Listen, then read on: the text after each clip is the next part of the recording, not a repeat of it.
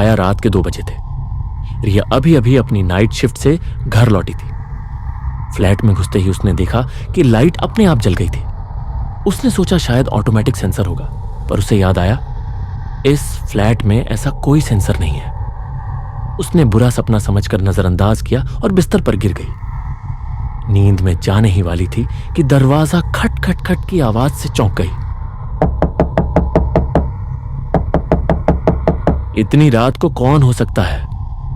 उसने डरते हुए पीप होल से झांका। कोई नहीं था। दरवाजा खोलने की हिम्मत नहीं हुई, इसलिए वापस बिस्तर पर आ गई। मगर ठीक 2 मिनट बाद फिर वही आवाज, इस बार थोड़ा ज्यादा जोर से। दिल की धड़कन तेज हो गई। उसने मोबाइल उठाया कॉल करने के लिए, पर सिग्नल गायब था। क्या चल रहा है यहां? वो धीरे से खिड़की के पास गई, पर वहां भी कोई नहीं था। तभी दरवाजा खुद ब खुद कराट की आवाज के साथ खुल गया। रिया की सांसें अटक गईं। सामने कोई परछाई खड़ी थी, इंसान जैसी, पर चेहरा नहीं दिख रहा था, सिर्फ एक गहरा साया। रिया चीखना चाहती थी पर आवाज ही नहीं निकली।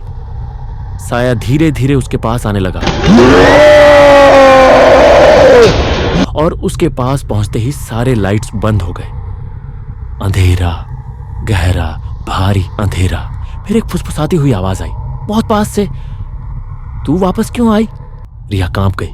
उसे याद आया आज से ठीक 1 साल पहले इस फ्लैट में एक लड़की की मौत हुई थी। वो भी अकेली रहती थी और ठीक ऐसे ही उसकी लाश मिली थी। दरवाजा अंदर से बंद था पर कमरा खाली। चेहरे पर खौफ और आंखें फटी हुई। रिया को अब समझ आ गया था, वो उसी की जगह रहने आई है, उसी की जगह। अचानक लाइट वापस आई, पर अब रिया अकेली नहीं थी। आईने में देखा, उसके पीछे वो साया खड़ा था और धीरे धीरे उसका चेहरा रिया जैसा बनने लगा।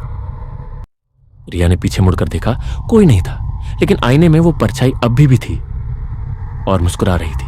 अगली सुबह रिया का मोबाइल फिर ऑन हुआ। ऑफिस से फोन आया। रिया अभी तक शिफ्ट पर नहीं आई। फ्लैट का दरवाजा बंद था, अंदर से लॉक।